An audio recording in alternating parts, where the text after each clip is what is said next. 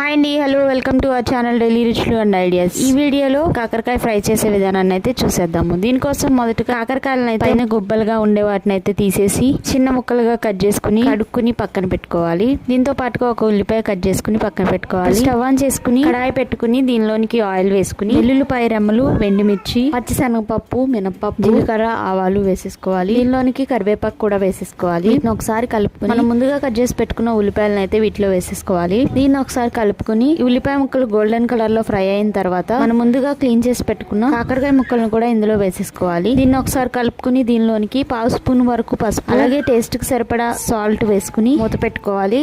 1 నిమిషం తర్వాత దీన్ని బాగా కలుపుకుని టేస్ట్ కి సరిపడా కారం కూడా యాడ్ చేసుకోవాలి. దీన్ని ఒకసారి కలుపుకుని ఒక 1/2 స్పూన్ వరకు షుగర్ అయితే యాడ్ చేసుకోవాలి. దీన్ని బాగా కలుపుకుని కాకరకాయ ముక్కలు బాగా ఫ్రై అయ్యేంత వరకు ఫ్రై చేసుకోవాలి. టేస్టీ కాకరకాయ ఫ్రై అయితే రెడీ అయిపోయింది. ఈ వీడియో మీకు నచ్చినట్లయితే లైక్ చేయండి, షేర్ చేయండి, సబ్స్క్రైబ్ చేయడం అయితే